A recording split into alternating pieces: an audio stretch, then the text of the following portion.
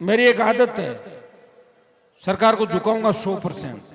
ये फर्जी बजरी खोद के भागे हैं ना, ये भी वापस लाके और इनके एफआईआर करा के इनको जेल में ठूसाऊंगा। इनका सब ऐसा इलाज करूंगा कि रिया के अंदर दोबारा बजरी का ठेका नहीं लेंगे।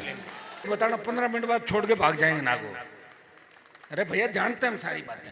हम सरकार में कोई उनके लिए है कि नहीं है, वो हमारे कोई दुश्मन नहीं है। उनका दिमाग खराब हो रहा है कि हनुमान जी हमें ये कर रहे हैं। मैं तुम्हारे लिए नहीं कर रहा हूं, मैं तो चाहता हूं कि सत्ता के सिंहासन पर किसान का बेटा बैठे।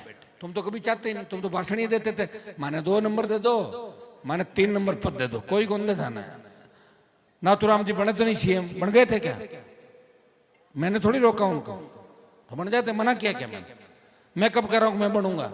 मैं तो कह रहा हूं दूल्हा अगर अच्छा हो तो मैं बाराती बन जाऊंगा, मैं दुल्हन नहीं बनूंगा किसी की। ये मैं रोज कहता हूं भाई, ये आप देख रहे हो सारा सारा। अब आज बजरी माफिया का दिमाग ठीक करेंगे, ठीक है? तैयार हो ना सारे? देखो समय लग सकता है, मेरी एक आदत है, सरकार को झुकाऊंगा 100%। ये फर्जी बजरी खोद के भागे हैं ना, ये भी वापस लाके और इनके एफआईआर करा के इनको जेल में ठूसाऊंगा। इनका सब ऐसा इलाज करूंगा कि रिया के अंदर दोबारा बजरी का ठेका नहीं लेंगे। हमारे खजवाना जन्नाना उधर माइनिंग करते हैं ना लोग, कई माइंस वाले ठेके लेके आए लेकिन भाग गए।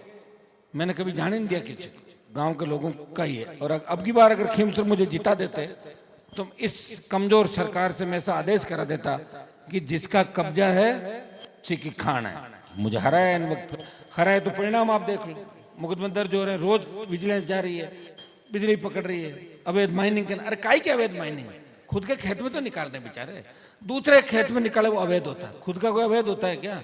रोटी कपड़ा मकान पत्थर सोना चांदी तांबा तेल गैस ये तुम्हारे और बाकी हमारे।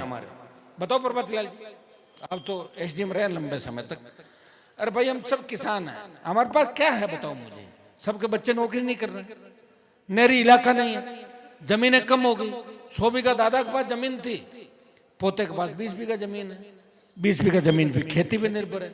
इस इलाके के अंदर बहुत सा पानी था, आज से 30-40 साल पहले बहुत पानी था रिया के अंदर, रिया बड़ाइली रोहिसा इस इलाके में पानी था, लेकिन अब पानी कम हो गया, कम है।